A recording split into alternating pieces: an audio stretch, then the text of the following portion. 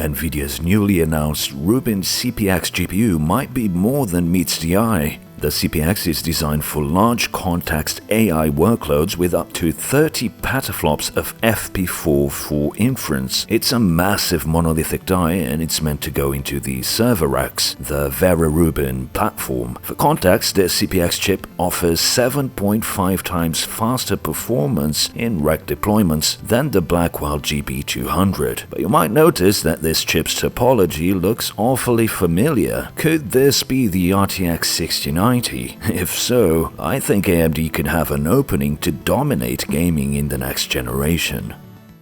One of the complaints you'll often hear from YouTubers is burnout, and that comes from this constant need to get more views, more subscribers, and from facing immense competition from an ever-growing creator community. That's been a struggle for me personally, and over the years many creators in this niche have just given up and shut down their channels, even some that you were probably subscribed to. And it's not just creators. Life for modern men is tough, the financial pressure is crushing, it's incredibly difficult to form and maintain meaningful relationships, and loneliness and isolation often lead to serious and debilitating mental health problems. The Cortex Discord server has been a great place to form a community, and I'm grateful to all the members there with whom I get to talk to every day. I was really pleased when BetterHelp reached out for a paid partnership, as they can give you advice and techniques to make positive changes in your life. A therapist will listen, ask questions, and give you a different perspective on things. Fill out a questionnaire and you will match with a therapist as soon as possible, and you can switch to a different therapist at any time at no extra cost if it's not the right fit. BetterHelp has over 7,000 reviews and a rating of 4.3 on Trustpilot, so they are a platform that you can trust. Click the link in the description or go to betterhelp.com/cortex and get 10% off of your first month of therapy.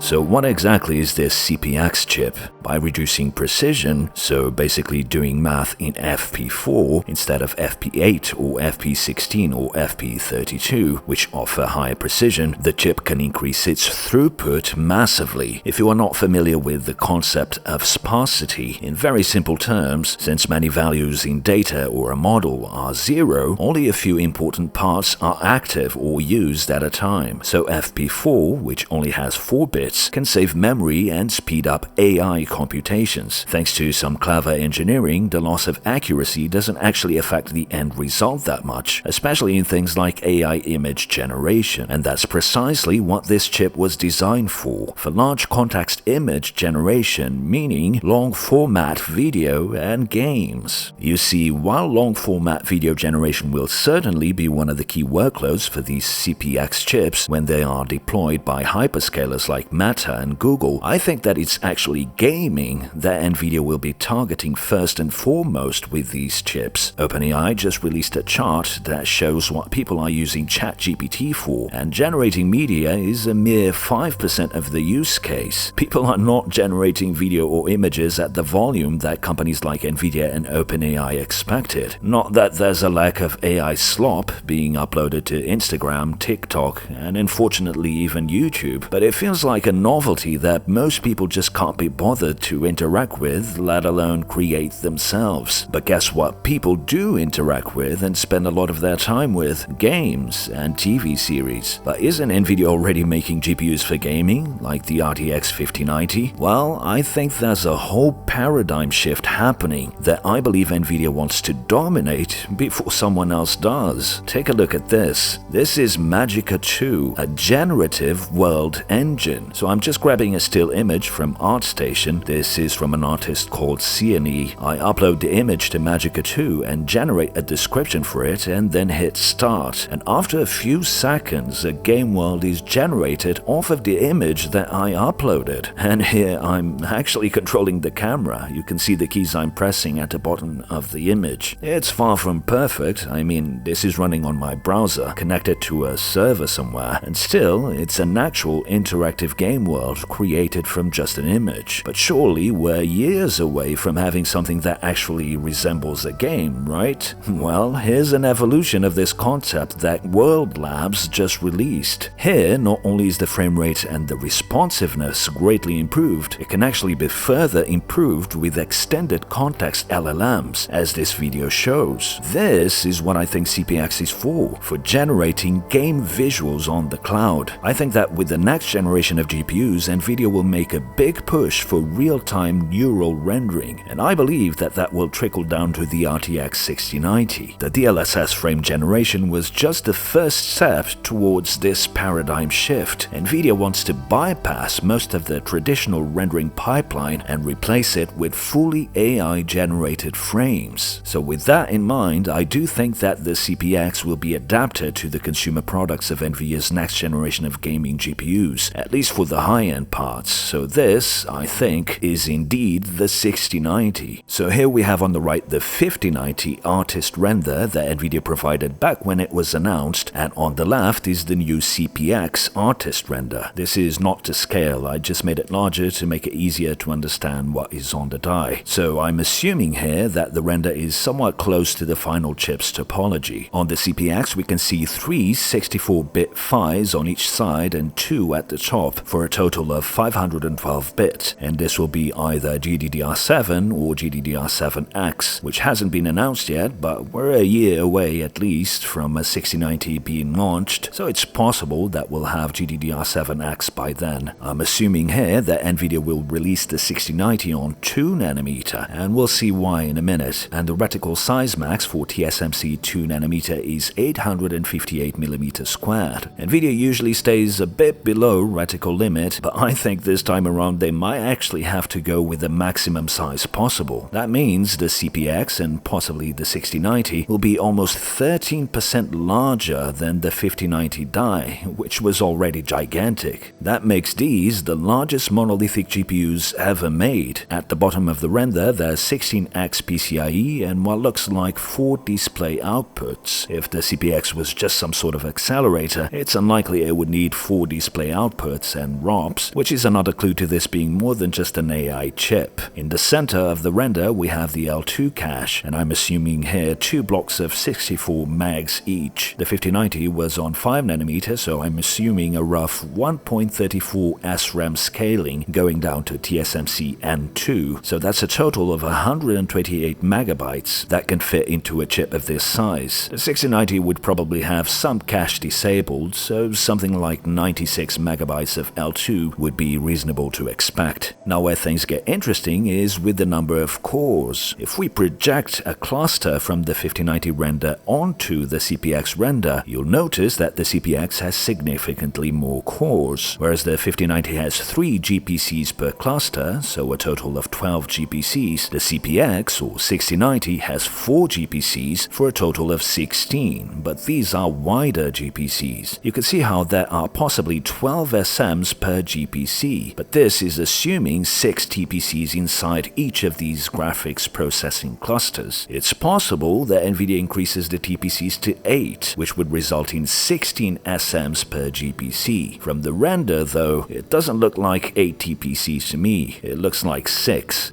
But this is just an artist's render, it's not the actual topology. If we assume 6 TPCs, which is what the illustration shows, the 6090 would have a maximum of 192 SMs, which would represent a total of 24,576 CUDA cores. That alone would make the 6090 roughly 13% faster than the 5090 in CUDA-related workloads. 13% only sounds kinda low. Well, remember, I think Nvidia's goal is to tackle FP4 for neural rendering and not necessarily a massive increase in traditional raster. As such, it's certainly possible that Nvidia redesigns the SM to look something like this, with 6 tensor cores per SM, or even 8, like in Volta. Remember, the 5090 only has 4 tensor cores per SM, and this is where the FP4 increases would come from. Even if it's just 6 tensor cores per SM, this would represent a massive 50% increase in AI compute capability versus the 5090. So I could see Nvidia prioritizing real-time neural rendering as the next big thing, just like they introduced real-time ray tracing in the 2000 series. This would be the new killer feature that Nvidia would have in exclusivity compared to competitors like AMD, and for that to happen, I think it's the tensor core count that needs to greatly increase. Just like the World Labs neural engine, I expect Nvidia to showcase their own generative engine or a partnership that showcases generative real-time neural graphics. With close to 100% of the discrete GPU market now, it won't be too hard to get real-time neural rendering to be widely adopted by devs, especially seeing how lazy most game devs have become. So a conservative estimate would put the 6090 at 24,576 CUDA cores and 1,152 tensor cores. Taking into account the memory bandwidth improvements and the efficiency gains, that would put the 6090 at roughly 20% faster than the 5090 in rasterization and around 50% faster in AI and neural rendering. To me, that sounds like a realistic estimation. That is, of course, assuming Nvidia will use 2nm and release the fully enabled die to consumers, which might not be the case. But can Nvidia realistically move straight to TSMC 2nm from 5nm? Well, according to Taiwanese news publication ct.com.tw, Nvidia will be the first consumer for TSMC's A16 process, noting that AMD is expected to use TSMC 2nm already next year, so Nvidia wants to move a node ahead to keep the performance advantage in the data center products. If AMD has managed to allocate 2nm wafers already, that means that Nvidia can also go to 2nm for the 6090. In fact, it's been reported by Taiwanese media that 2nm TSMC actually uses the same number of EUV layers as the previous EUV nodes, which makes 2nm actually a lot more affordable than previously thought. In practice, this means that Nvidia can release the 6090 on TSMC 2nm without raising prices. However, if these specs are true, and if you watch my previous video on how AMD will be releasing a crazy fast high-end GPU for next gen, then AMD might actually have the faster GPU next generation, in a repeat of the 290X moment from over a decade ago. There's still the possibility that Nvidia does indeed move to 16 SMs per GPC. If that's the case, then the 6090 would have a maximum of 256 SMs, which would be a total of 32,768 CUDA cores, so a theoretical performance uplift of 51% in raster versus the 5090, and a gigantic uplift of 126% in FP4 for real-time neural rendering. That's certainly a possibility, and that would be a massive jump, and of course this is assuming a fully enabled die, but it would still be only roughly the same speed that I projected for AMD's UDNA 5, or even a bit lower. Whatever the case may be, I think we're due for yet another exclusive AI feature from Nvidia to compensate for the lack of real raster improvement, and real-time neural rendering will likely be the new unique selling point for the 6000 series of gaming GPUs. I'm curious to know what you guys think, if the CPX is indeed indicative of the 6090, and if we will see a more modest 20% uplift or this massive 51% uplift with 256 SMs with a massive reticle-sized GPU. One thing's for certain, AMD must have something really special cooking if Nvidia is this desperate. If you haven't already, check my last video to see what AMD is up to.